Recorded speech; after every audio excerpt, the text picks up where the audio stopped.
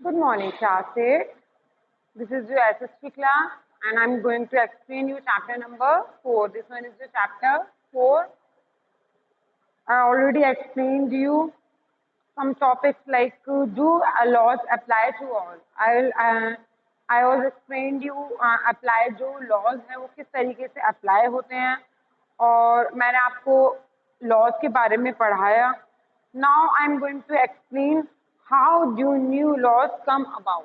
ठीक है, अब हम टॉपिक पढ़ेंगे how do new laws come about. यानी कि देखो क्लास जो आपके इसमें आपको मैंने बताया था कि चैप्टर आपका लॉज पे पूरा आपके पूरा जो चैप्टर है इसमें सिर्फ लॉज के बारे में बताया गया है, जिसमें मैंने आपको बताया था किस तरीके से लॉज जो है वो अप्लाई होते हैं. तो अब हम पढ़ेंगे जो जैसे कि लॉज कुछ बन जाते हैं, कुछ नए लॉज जो है वो भी जो है हमारे ऊपर अप्लाई किए जाते हैं. ठीक है, नए लॉज हमारे लिए आते हैं तो वो किस तरीके से आते हैं, क्या प्रोसीजर होता है. देखो मैं आपको शॉर्टली में एक्सप्लेन कर देती हूँ. फर्स्ट ऑफ ऑल जो लॉज होते हैं, ठीक है, फर्स्ट पहले अप्लाई कर दिए गए. इफ इन केस इनमें कोई भी अमेंडमेंट किया जाता है, अमेंडमेंट मैंने आपको मीनिंग बताया था. अमेंडमेंट मतलब कोई भी लॉ में चेंज किया जाता है या कोई ऐसा लॉ जैसे कि लगता है किसी लॉ की किसी कानून की जरूरत है उस टाइम पर. देखो कोई लॉ ऐसा नहीं है कि प्रॉपरली पहले उसे बना दिया जाएगा फिर उसे अप्लाई किया जाएगा, लेकिन लॉज जो है वो कंडीशन के अकॉर्डिंग बनते हैं. कभी कभी जैसे कुछ लॉज ऐसे हैं जिनकी लगा कि इस सिचुएशन में इन लॉज की नीड है तो वो लॉ जो है उस टाइम जो है वो बनाया गया और जो है वो अप्लाई किया गया. तो लॉज जो बनाती है ये मैंने आपको बताया था, लॉ मेकिंग बॉडी है आपकी पार्लियामेंट. ठीक है, पार्लियामेंट जो है सुप्रीम बॉडी है, यानी सबसे ऊपर है जो लॉ हमारे लिए लॉ बनाती है. ठीक है, तो देखो क्लास आपके जो लॉ बनता है वो पहले सबसे पहले उसका बिल पास किया जाता है. ठीक है, आपने सुना होगा बिल के बारे में. तो जो बिल पास किया जाता है वो पार्लियामेंट ही करती है, यानी कि लास्ट ओपिनियन जो होता है वो पार्लियामेंट से ही होता है. जब तक वो फेवर में नहीं होगी, वो कंसिडर नहीं करेगी, वो तब लॉ कोई भी हमारा पास नहीं किया जाएगा, ना वो अप्लाई किया जाएगा. और जब लॉ जो अप्लाई किया जाता है तो सबसे जो जितने भी पार्लियामेंट के जितने भी मेंबर्स होते हैं उनकी जो है कंसिडरेशन, उनका कंसर्न बहुत इम्पोर्टेंट है. तो क्लास जैसे कि अब पढ़ा, जैसे कि अब हम इसमें पढ़ेंगे आपके कौन सा जो नया लॉ है जो एक लॉ का एग्जाम्पल दिया हुआ है इसमें, वो लॉ किस तरीके से पास हुआ था, क्या प्रोसीजर उसका था. तो देखो जैसे कि आपका बिल जो पास किया जाता है, बिल जैसे कि जो हम सिटीजन हैं, तो सिटीजन है हम लोग डिमांड करते हैं किसी लॉ की. ठीक है, हम डिमांड करते हैं कि हमारे पास ये अगर हमारे साथ कुछ भी इनजस्टिस हो रहा होता है, अनजस्टिस हो रहा है, तो हम लोग उसकी डिमांड करते हैं कि हमें हमारे साथ अनजस्टिस हो रहा है, हमें इस चीज़ की इस लॉ की नीड है. लॉ नहीं, बेसिकली हम वो अपना हमें हमारे साथ जो भी अनजस्टिस हो रहा होगा वो सारी कंडीशंस हम अपने गवर्नमेंट के पास रखेंगे. गवर्नमेंट से मतलब है हम पहले अपनी लोकल गवर्नमेंट है, स्टेट गवर्नमेंट है, तो बेसिकली जो एमपीज होते हैं हमारे रिप्रेजेंटेटिव होते हैं. ठीक है, एमपीज जो होते हैं वो हमारे लिए फेवर करते हैं, वो जो हमारी जो ओपिनियंस होते हैं, हमारी रिक्वायरमेंट होती है वो सारी गवर्नमेंट तक पहुंचाते हैं. तो जैसे कि मैंने आपको बताया कि आपके आसपास या आपके साथ किसी भी कंडीशन में किसी भी सिचुएशन में अनजस्टिस हो रहा है, तो अनजस्टिस हो रहा है तो उसकी जो आपका जो भी सिचुएशंस हैं वो पहुंचाई जाएंगी गवर्नमेंट तक. गवर्नमेंट उस पर वर्क करती है, उस पर अपना व्यूज देती है, ओपिनियन देती है. उसके बाद उन्हें लगता है वो ये देखती है क्या इसमें अमेंडमेंट या क्या इसमें जो है हमें अप्लाई करना चाहिए जिससे लोगों की प्रॉब्लम सॉर्ट आउट हो जाए. फिर तब वो एक तरीके से वो बिल पार्लियामेंट तक पहुंचाया जाता है. वो हमारे जो रिप्रेजेंटेटिव होते हैं वो पार्लियामेंट तक पहुंचाते हैं, पार्लियामेंट में उस पर डिस्कशन किया जाता है, मीटिंग्स होती हैं. ठीक है, उस पर डिस्कशन किया जाता है. जब लास्ट जो होता है वो पार्लियामेंट में लास्ट, मैंने आपको पार्लियामेंट का कौन होता है, प्राइम मिनिस्टर, तो हेड जो होता है वो पार्लियामेंट में वो लास्ट उसका ओपिनियन होता है वो पास करते हैं. तो आप तब पढ़ेंगे how do come laws come about. The parliament has an important role in making laws. Parliament जो है लॉ बनाने के लिए एक इम्पोर्टेंट रोल प्ले करती है. There are many ways through which this takes place and it is often different groups in society that raise the need for a particular law. तो ये बहुत सारे इन वेज के थ्रू जो है ये लॉ पार्लियामेंट जो है वो लॉ बनाती है, यानी कि वो देखती है कि सोसाइटी को उस पर्टिकुलर लॉ की जो है, जब अलग अलग जिस सोसाइटी के अलग अलग ग्रुप के लोग जो है वो अपनी ज़रूरत बताते हैं, रेज नीड है यानी कि अपनी ज़रूरत बताते हैं उस पर्टिकुलर लॉ की, तब वो लॉ जो है अपनी जगह लेता है, टेक प्लेस. इसमें बताया गया लॉ जो है वो हमारे एक अलग अलग तरीकों से हमारे लिए वो बनाया जाता है. An important role of parliament is to be sensitive to the problems faced by people. जो पार्लियामेंट जो इम्पोर्टेंट रोल है पार्लियामेंट का, वो जो है जो लोग जो बहुत सारी चीजें फेस कर रहे होते हैं, sensitive to the problem. Parliament का जो रोल होता है, लोग जो सारी चीजें फेस कर रहे होते हैं उन सबको जो है वो बहुत सेंसिटिवली जो है वो उनकी प्रॉब्लम्स को देखती है. Let us read the following story to understand how the issue of domestic violence was brought to the attention of the parliament and the process adopted for this issue to become law. इसमें एक example लिया गया है, जो एक law बनाया गया था, domestic law for domestic violence. Domestic violence यानी घरेलू हिंसा, जो घर में जो पर्टिकुलरली किसी लेडी के साथ, ठीक है, ये उसका हस्बैंड जो है, वो डोमेस्टिक वायलेंस क्या होता है ये मैं आपको आगे बताऊंगी, ठीक है. तो इसमें ये एक एग्जाम्पल है, एग्जाम्पल के थ्रू बताया गया है किस तरीके से जो डोमेस्टिक वायलेंस लॉ जो है वो आया था, उस पर अटेंशन करी गई थी और उसका क्या प्रोसेस था, जो तब वो एक लॉ बना. लॉ बनने में क्या उसका प्रोसेस थी. आपका 45 पेज नंबर पे दे रखा है क्लास. ये एग्जाम्पल यहाँ से स्टार्ट हुआ है और ये पीछे तक काफी बड़ा एग्जाम्पल है ये, ठीक है. ये एक्सप्लेन करूंगी मैं आपको. Domestic violence refers to the injury or harm or threat of injury or harm caused by an adult male, usually the husband, against his wife. Domestic violence कहा जाता है जो कोई भी एडल्ट मेल अपने एक एडल्ट मेल में husband के लिए कहा गया है, वो अपनी वाइफ के साथ उसे नुकसान पहुंचाता है, उसे धमकाता है, ठीक है, उसे परेशान करता है. ये सारी चीजें डोमेस्टिक वायलेंस के अंदर आती हैं. इंजरी में भी कॉज, इंजरी भी किसी भी इंजरी मतलब जो है घाव देना, ठीक है. इंजरी मतलब तो वो इंजरी किसी भी तरीके की जरूरी नहीं है मारना ही एक इंजरी में आता है. किसी को मेंटली टॉर्चर करना, परेशान करना, ठीक है, फिजिकली बीटिंग अप, किसी को मारना, और इमोशनली एब्यूजिंग, इमोशनली उसके साथ बुरा व्यवहार करना, इमोशनली एब्यूजिंग हर, उनके जो फीलिंग्स इमोशंस के साथ जो है वो एक तरीके से उनको जो है गाली बकना, परेशान करना, ये सारी चीजें भी डोमेस्टिक वायलेंस में आती है. जरूरी नहीं है मारना ही हिंसा होती है, आप किसी को मेंटली भी अगर किसी को नुकसान पहुंचा रहे हैं तो वो भी जो है डोमेस्टिक वायलेंस में आती है. एक ये पर्टिकुलरली जो है मेल के लिए कहा गया है, ठीक है, husband. Abuse of the woman can also include verbal, sexual and economic abuse. Abuse मतलब होता है गाली देना, ठीक है.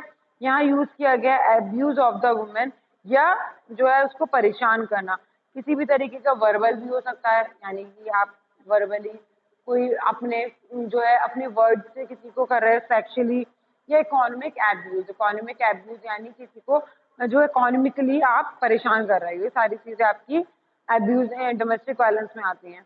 The Protection of Women from Domestic Violence Act 2005 extends the understanding of the term domestic to include all women who live or have lived together in a shared household with the male member who is perpetrating the violence.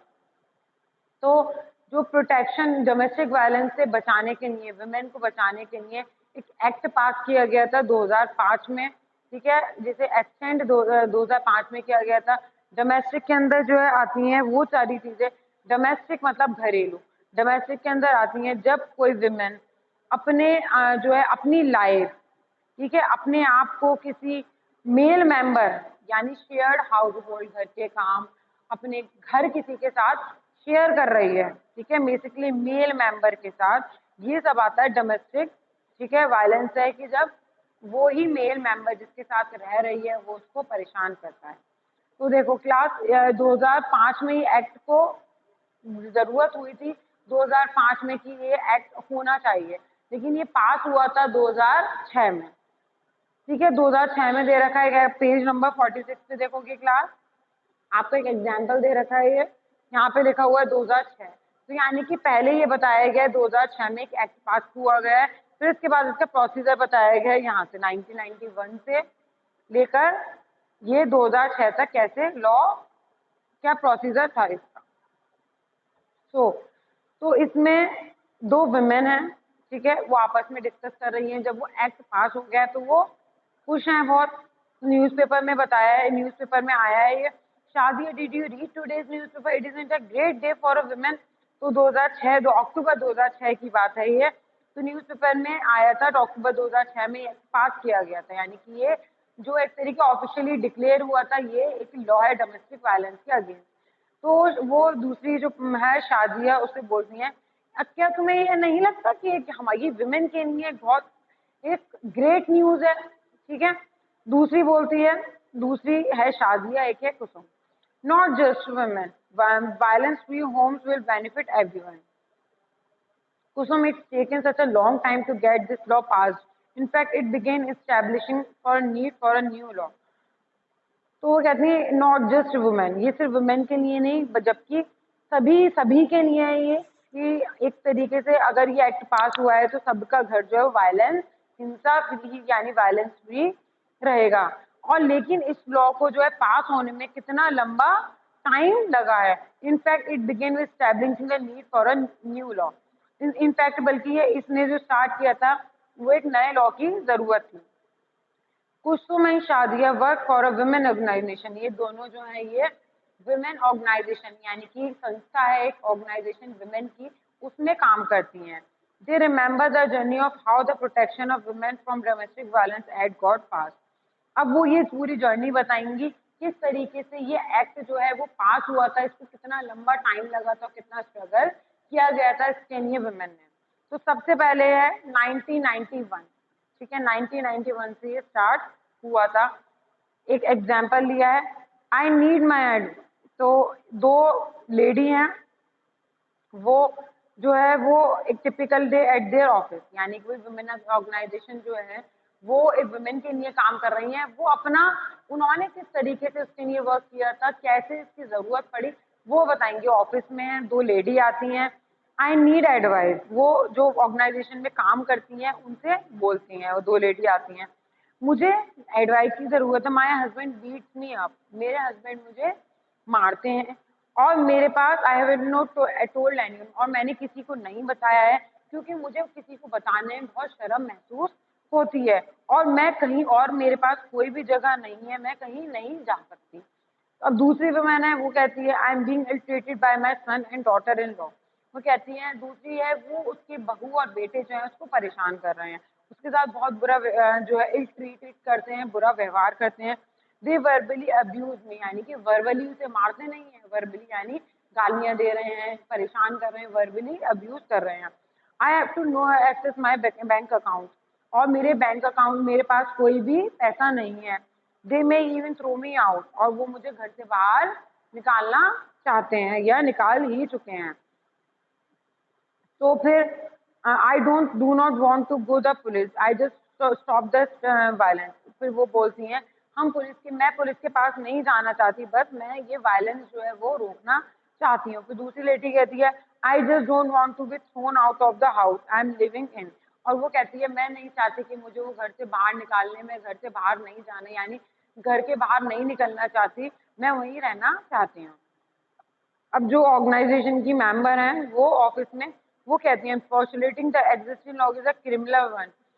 वो ये कहती है कि आप जो बता रहे हो ये जो एक तरीके से ये क्रिमिनल क्राइम है, ठीक है, ये लॉ जो है एक तरीके से ये क्राइम है and does not offer these options, और ये कोई भी इसको ये जो है एक तरीके से इसको criminal one and does not offer these options, ठीक है, और लेकिन इसके लिए हमारे पास कोई भी ऑफर नहीं है, यह क्राइम तो है लेकिन इस तरीके की चीज़ों के लिए हमारे पास कोई ऑप्शन नहीं है। अब 1990s में पहुंचे, अब 1991 है ये, ठीक है, 91 से स्टार्ट हुई, फिर 1990 में एक तरीके से 90s में जो 91 में जो हुआ था ये क्राइम था, लेकिन इसके लिए कोई भी ऐसा इस क्राइम को सॉर्ट आउट करने का कोई भी ऐसा लॉ एक्ट पास नहीं हुआ था कि इस पे एक्शन लिया जा सके। नेक्स्ट, अब 1990s में the need for a new law was raised in different forums. अब इस लॉ की 1990s में जो स्टार्ट हुई थी जरूरत, we have heard testimonies of several women. We have seen that women want protection against being beaten up. तो उसमें कुछ लोग जो है ये जो ऑर्गेनाइजेशन की हैं वो कुछ एक फोरम यानी कि लोगों को इकट्ठा करके वो इसके लिए प्रोटेस्ट कर रही हैं। प्रोटेस्ट में कि वो लोग जो है वो ये प्रोटेस्ट कर रही हैं इसीलिए कि उनको जो वुमेन जो है उनको मारा जा रहा है, उनको परेशान किया जा रहा है घर में, और उनके पास घर में जो है the right to continue living in a shared house and often temporary relief। और वो इसके लिए लड़ रही हैं कि उनको जो है जो घर में उनको रिलीफ मिले और जो है और उनको राइट दिया जाए, अधिकार दिया जाए कि वो अपने हाउस होल्ड शेयर कर सकें। We need a new civil law to address this issue. और वो ये चाहती थी, ये जो ऑर्गेनाइजेशन की वो ये चाहती थी ये सारी चीज़ें जो हैं जो इस इशू को हम सुलझा सकें। अब 1999 में पहुंच गए। 1999 lawyers collective, a group of lawyers, law students और activities after nationwide consultations took the lead drafting the domestic violence bill. This draft bill was widely circulated। अब जो है 1990 में लॉयर्स हैं उनकी टीम बैठी है, उसमें ग्रुप ऑफ लॉयर्स हैं, स्टूडेंट्स हैं, एक्टिविटिस्ट हैं। एक्टिविटिस्ट यानी वो हैं जो जो ऑर्गेनाइजेशन वगैरह चलाते हैं ना, ये एक्टिविटीज कहलाते हैं, जो एक्टिविटीज कर रहे हैं किसी के फेवर के लिए, ठीक है, किसी के राइट के लिए। ये सारे जैसे कि ऑर्गेनाइजेशन कोई चला रहा है, एनजीओ चला रहा है, वो उसके जो मेंबर्स होते हैं वो कहलाए जाते हैं एक्टिविटीज। इन सब की मीटिंग है उन्होंने जो है, और नेशन वाइड उन्होंने आपस में एक उन्होंने अपनी कंसल्टेशन से उन्होंने डोमेस्टिक वायलेंस के अगेंस्ट जो है एक बिल पास किया है। और बिल जो है वो सर्कुलेट किया जा रहा है, यानी कि बिल यानी उन्होंने एक बिल, ऐसा नहीं है कि बिल कोई वो बहुत ऐसा कुछ होता है, बिल बस एक रिटन में जो इस बिल एक तरीके से ड्राफ्ट होता है, रिटन जो है एक डॉक्यूमेंट होता है, ठीक है, ड्राफ्ट होता है। इसमें जो लॉ चाहते हैं, जो लॉ या लॉ में चेंजेस चाहते हैं वो जो है इसमें रिटन में लिखा जाता है कि क्या उस लॉ में, और जो जो चाहते हैं उनकी साइन होते हैं, नेम होते हैं, ठीक है। The definition of domestic violence should include physical, economic, sexual and verbal. तो उसमें उन्होंने बताया कि डोमेस्टिक वायलेंस क्या होती है, मैंने आपको बताया ही, फिजिकल, इकोनॉमिक, सेक्सुअल और verbal violence, emotional, verbal and emotional abuse जो है वो डोमेस्टिक वायलेंस कहलाया जाता है। The law should cover any woman living within a shared domestic space. They should be protected from being evicted from the shared household। तो उन्होंने इसमें demand की है कि जो विमेन जो है वो जहाँ रह रही हैं उनको जो है अपने घर में जो है उनको स्पेस मिले और उनको इस तरीके से बचाया जाए, प्रोटेक्ट किया जाए, जिससे जो है उन्हें अपने घर से निकाला नहीं जाए। What about some monetary relief और रिलीफ के बारे में क्या है, अब इसमें पेज नंबर 47। द वुमेन्स, इसमें meeting were held with different organisation. अब ये मीटिंग जो है एक जगह नहीं, अलग अलग ये मीटिंग चाहिए ताकि अलग लोगों का कंसर्न मिले। The women want a new law और domestic violence the government should introduce in a parliament soon. तो जो एक डिफरेंट ऑर्गेनाइजेशन में जाती हैं इसमें वुमेन के लिए वो चाहती हैं, वुमेन जो है एक नया लॉ चाहती हैं डोमेस्टिक वायलेंस के ऊपर, और गवर्नमेंट को जो है जल्दी से पार्लियामेंट में इंट्रोड्यूस किया जाना चाहिए। लास्ट में क्या हुआ, finally bill was introduced in parliament in 2002 में। वो जो इन्होंने ड्राफ्ट लिखा था, जो ऑर्गेनाइजेशन से इन्होंने सबने मिलकर जो ड्राफ्ट लिखा था डोमेस्टिक वायलेंस के लिए इन्होंने, तो वो 2002 में पार्लियामेंट में पहुंचा, पास नहीं हुआ है, अभी सिर्फ इंट्रोड्यूस किया गया है। तो the bill has none of what we have been suggesting. We must oppose the bill in it present form. Let's have a press conference. We could also start on online petition। तो bill में जो है what we have been suggesting, और bill में जो है वो नहीं था जो पास किया गया है। इसके बाद भी ऐसा नहीं है कि बिल इंट्रोड्यूस हुआ तो उसके बाद पास हो गया। इसके बाद जो है कुछ जो ऑर्गेनाइजेशंस हैं, कमीशंस हैं, कमिटीज हैं, उन्होंने फिर स्टैंड लिया और उन्होंने जो है मीटिंग हुई। इसमें ये बताया गया esteem members of parliament standing committee, the present bill must be change, we do not agree with the definition of domestic violence being proposed. तो जो the law needs to provide for temporary custody of children. तो इसमें ये बताया गया parliamentary जो standing committee है, उन्होंने ये किया जो बिल में जो चेंज किया गया है वो अग्री नहीं है उससे, और डोमेस्टिक वायलेंस जो है वो एग्जैक्टली नहीं समझ पा रहे हैं। तो जो है इसमें the law needs to provide और for temporary custody of children, और इसमें इस लॉ में ज़रूरत है कि जो अगर इस तरीके का हो रहा है कि टेम्परेरी कस्टडी जो है वो चिल्ड्रन की मिल जाए। अब 2002 में क्या हुआ, दिसंबर 2002, the standing committee submitted a recommendation of Rajya Sabha and these were tabled in the Lok Sabha. The committee's report accepted most of the demands of the women group. Finally इसके बाद जो है ये सारे 2002 दिसंबर में 2002 तक ये सारी मीटिंग्स हुई, राज्यसभा में मीटिंग हुई, डिस्कशन हुआ। तो इसके बाद जो है 2005 में जो है बिल दोबारा इंट्रोड्यूस किया गया उधर पार्लियामेंट में। After being pass in the both houses of parliament, दोनों हाउसेज जो है ने इसे पास कर दिया, और उसके बाद जो है प्रेसिडेंट को भेजा गया जो द प्रोटेक्शन ऑफ वुमेन और डोमेस्टिक एक्ट इंटू 2006 प्रेसिडेंट के पास भेजा गया। प्रेसिडेंट की दोबारा रीइशू किया गया था, प्रेसिडेंट के पास भेजा गया 2006 में, तब वो जाके पास हुआ। और 2006 अक्टूबर में लॉ आया, ये नया लॉ, जिसमें ये था first recognising a women's right to violence free home and provide the comprehensive definition of violence. इसमें क्या था, एक नया लॉ पास हुआ जिसमें ये वुमेन के लिए था, वुमेन्स को राइट दिए गए थे कि वो वायलेंस फ्री रह सकती हैं और जो है उनको डोमेस्टिक वायलेंस के अगेंस्ट वो आवाज उठा सकती हैं, उनको राइट दिया गया। This is a civil law aimed at providing relief millions of women including wives, mothers, daughters affected by violence in their homes. और ये जो सिविल लॉ जो था बेसिकली रिलीफ दिया गया था जितनी भी वुमेन है, इंक्लूडिंग जरूरी नहीं है वाइफ हो, वाइफ, मदर, घर में आप देखोगे कि जरूरी नहीं है वाइफ के साथ ही किया जा रहा है, मदर है, बहू है, ठीक है, ये बहन है, किसी भी के साथ, बहू, बेटी, बहन, किसी के साथ भी वायलेंस की जा रही है तो उसके अगेंस्ट एक्शन ले सकते हैं। Page number 48, this law is very significant step because it recognizes the right of women to live in a shared household।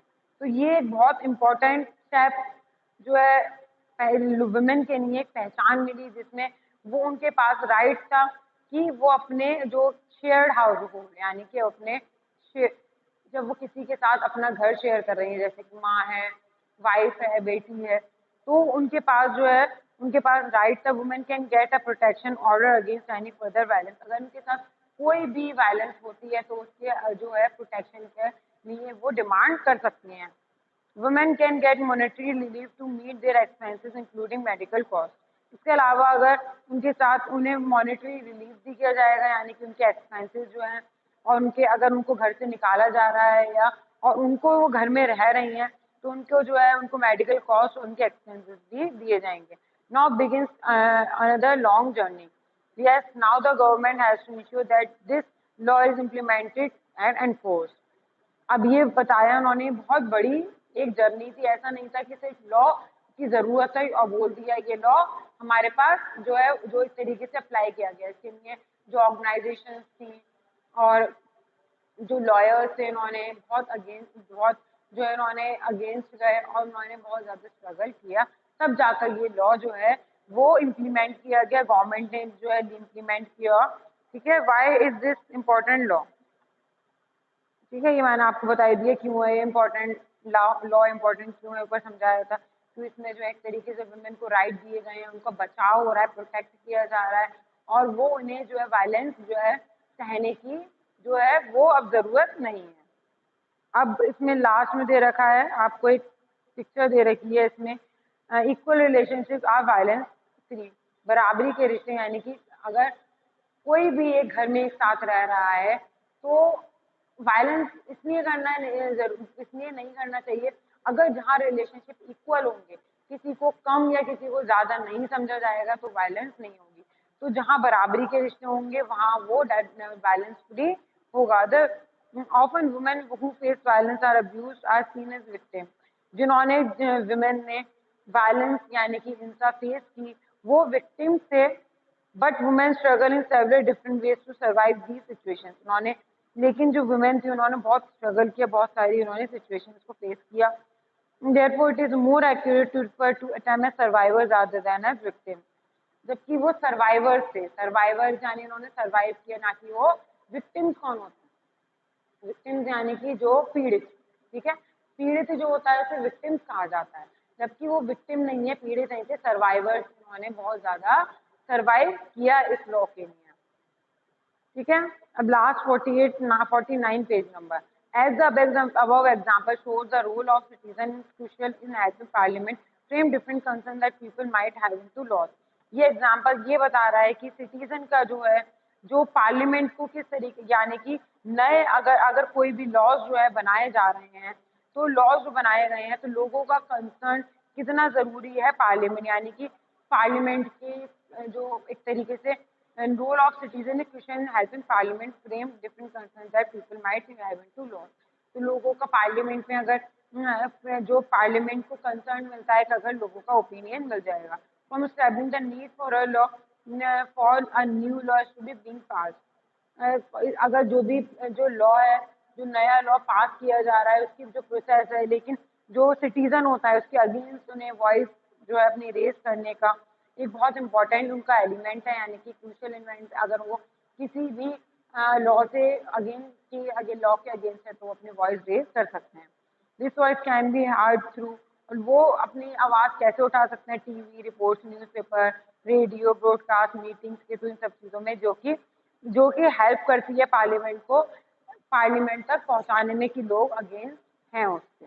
तो क्लास आपका आज मैंने फिलहाल इतना ही समझाया है आपको किस तरीके से लॉज आते हैं। मैंने आपको बताया कि बिल पास किया जाता है, कोई भी लॉ बनता है या उसमें कोई भी चेंजेस किए जाते हैं, तो चेंजेस का प्रोसीजर भी यही है कि बिल पास किया जाता है, और लॉ बनाने का भी प्रोसीजर भी यही है कि बिल बनाया जाता है। जो भी सिटीजन्स हैं, पीपल हैं जो इसके अगेंस्ट हैं या उसके वो चाहती हैं, सारे इनकी रिक्वायरमेंट्स हैं, तो वो जो है पार्लियामेंट तक अपना जो बिल है वो, यानी बिल प्रपोज करते हैं, वहाँ इंट्रोड्यूस किया जाता है पार्लियामेंट में, फिर इसके बाद जो है इस पर डिस्कशन किया जाता है। कई सालों तक चलता है, ऐसा नहीं है कि आज गए कल पास हो गया वो ठीक है लॉ बन गया। कई सालों तक ये चीज़ें चलती हैं, तब जाके ये वो लॉ जो है इम्प्लीमेंट किया जाता है। अब हम लास्ट वाला टॉपिक पढ़ेंगे कल, अनपॉपुलर एंड कॉन्ट्रोवर्शियल लॉ, ठीक है। ये क्लास आप पढ़ेंगे, क्लास जितना मैंने पढ़ा दिया एक बार एग्जाम्पल ये पढ़ लिएगा। कोई भी प्रॉब्लम हो क्लास आप मेरे से पूछ सकते हैं। Thank you class.